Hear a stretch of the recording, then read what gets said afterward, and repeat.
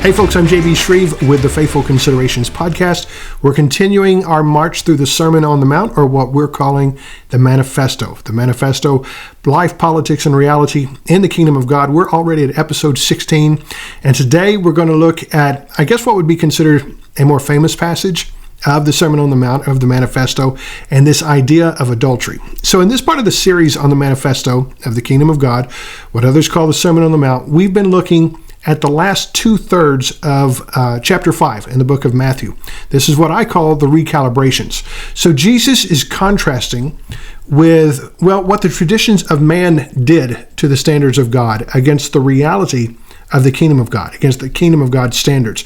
Religion and tradition, they turn the will of God usually into a list of do's and don'ts, right? Just when you break it right down, that's what religion does. The kingdom of God, it defines a pathway for living that sets us free from the misery that surrounds us in this world.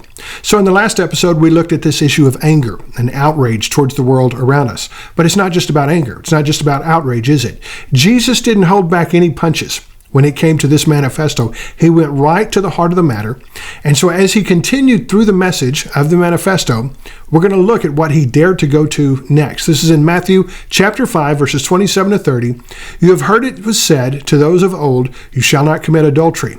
But I say to you that whoever looks at a woman to lust for her has already committed adultery with her in his heart. If your right eye causes you to sin, pluck it out and cast it from you, for it is more profitable for you that one of your members perish than for your whole body to be cast into hell. And if your right hand causes you to sin, cut it off and cast it from you. For it is more profitable for you that one of your members perish than for your whole body to be cast into hell. Now, in our society, Western society, modern society, we're taught that lust is normal. Boys will be boys. It's just part of growing up. And that goes along with pornography or everything else out there. It's a victimless sin, is the way I heard one guy describe it. It's just not true. Don't commit adultery. Definitely don't do that. But there's a higher standard when it comes to the kingdom of God. Don't corrupt your heart. Don't bog yourself down with the weight of this darkness in your heart. This is real key for understanding this passage here. If you go and research these verses, I was surprised. You're going to find a lot of different explanations for what Jesus is actually talking about here.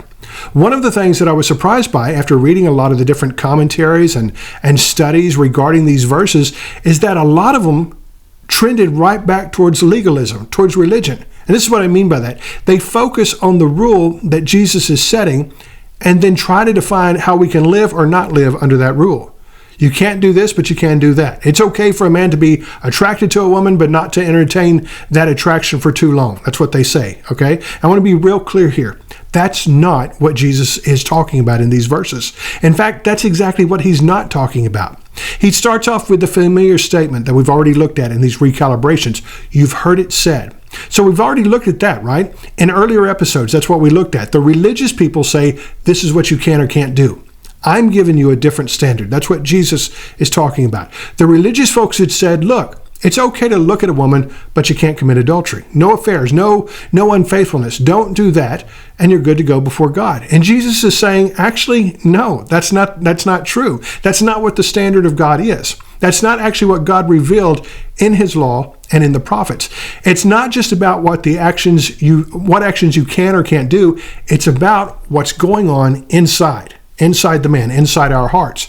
The word lust here, it comes from this Greek word, epithemeo, all right? It means to set the heart upon something. Now, this isn't a riddle. Jesus isn't hiding these higher levels of sight and perspective from us. We only have to look for this, all right? This isn't about what you can or can't do. That's not the way you should read the Bible. That's not the way you should read any teaching of Jesus, all right? Jesus is uber concerned about the state of our heart. He's saying, look, forget the nonsense about do's and don'ts. That's not the point. The real point is that sin, that darkness, it'll kill you from the inside out. That's how it works. That's how darkness works. Lust will corrupt you when you give your heart to it. On the outside, everything might look fine. I knew of a guy, older man, all right? He's not living anymore, but he was married to one woman, had a nice, happy, healthy family for decades, years and years, all right? The decades went by, and as he aged, he developed dementia. And in that dementia, all sorts of terrible things started to be revealed. He started talking dirty to younger girls whenever they would come around. I mean, nasty, pervy stuff, right? All those years, everything on the outside seemed fine with this guy. But on the inside, something was afoot. Somewhere along the way, maybe all the way back to when he was a young man, he set his heart upon lust, and it was revealed before everything was said and done in his life. That lust corrupted him. It ate him alive from the inside out. When I say Jesus and the kingdom of God are concerned about the states of our hearts, I'm not saying that lightly. This is a big deal. Jesus is telling this over and over again in these passages. The state of your heart, my heart and your heart, it's a big deal. Sin kills, darkness destroys. You can't pretend it's all fine and good on the outside, but in your heart, give yourself over to the darkness. It'll destroy you. That's the way it works. Jesus goes right to the core of the issue here in this recalibration of the manifesto. When a man objectifies a woman, turns her into a piece of eye candy for his enjoyment within the privacy of his own soul, he's already, this is what Jesus said, he's already committed adultery with her in his heart. Now, how can that be? Because the effects of sin are about a lot more than our actions or our lack of actions. It's about more than what we do or what we don't do. It's about the state of our hearts. And when we give our hearts over to that, we give ourselves over to corruption, and we halt the transformational flow of grace into our lives. Now, this is a big one, all right? Friend and I were talking the other day about manhood in this generation. At no point in history has manhood, just being a man, been so pulverized as it is today. There's a whole lot of angles of that attack by the darkness to reduce manhood to some pathetic, weak blob. Pornography and sensuality, those are just one angle of that attack. But that's a major angle, right? The world systems, its philosophies. The world teaches us that man is a sexual being and there's nothing wrong with lust and sensuality. Well, then they go off, the world does, they go off and produce human beings who are full of anxiety, depression, misery, fear, poor self-esteem, all sorts of other weakened states of being. And no one from this world system is going to apologize to us for this wrong thing that they've been teaching. They're not going to issue an apology for teaching and preaching lies about what it means to be human. They're wrong, but they won't ever admit that. Jesus is giving us a higher way here.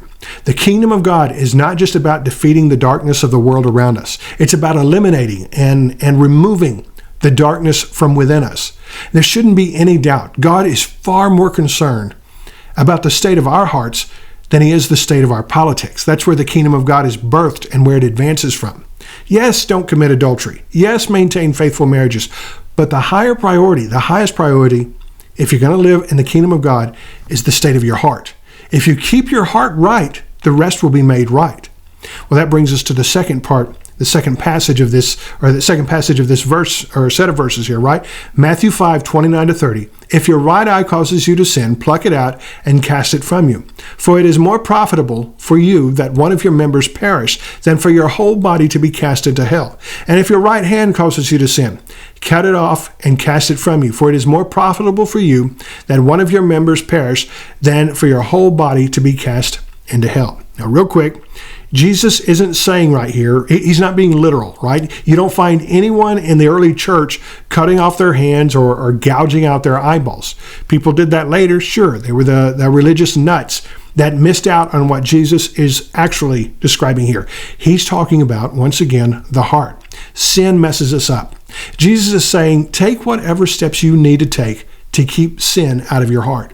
Remember how I said in an earlier episode that when you read the rest of the New Testament, you're going to find that a lot of those guys who followed Jesus in his ministry years, guys like Peter and James and John, they often, when they wrote their epistles, they often just repeated or emphasized different pieces of what Jesus actually said in the Gospels. Well, let's check out a passage here. Okay, this is from James chapter 1, verse 13-15. Let no one say when he is tempted, I am tempted by God. For God cannot be tempted by evil, nor does he himself tempt anyone. But each one is tempted when he is drawn away by his own desires and enticed. Then when desire has conceived, it gives birth to sin. And sin, when it is full grown, brings forth death. Now, I find this passage really interesting here, okay? Particularly that part right there about conceived in the last verse. Now, two things have to join together if something is going to be conceived, right? When I think of something being conceived, I immediately think of like a baby, right? For a baby to be conceived, a man and a woman have to come together. For sin to be conceived, desire and temptation must be joined together. They have to come together. So let's look at that verse again real quick. Let no one say when he is tempted, I am tempted by God, for God cannot be tempted by evil, nor does he himself tempt anyone. But each one is tempted when he is drawn away by his own desires and enticed.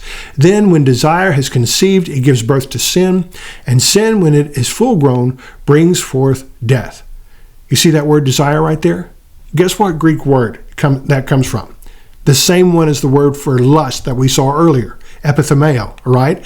Sin is birth when the desires of our hearts connect with temptation from the world around us and from the darkness, right? When those things come at us, when temptation comes and it meets a ready mate in our hearts, that's when sin is born. That's when sin is conceived. When those two things join together, sin is born every time. And every time sin ends up killing us in one form or another. Don't cut off your hand. Don't gouge out your eyes. Strike at the root of these things. Change your heart's desire. We change our heart's desire by placing them on God and his kingdom, putting our desires there. We outlaw the desires of the flesh and the self. God alone reigns in our hearts. That's the way we're supposed to be living. That's the nature of the true kingdom life. Will you fail? Probably, all right? Probably a lot at first, but keep pressing on. Pull down that forgiveness that Christ gained for us at the cross. Pull down the power of the grace that Christ gained for us in his resurrection. Remember, we have access to the very energy of the throne room of God.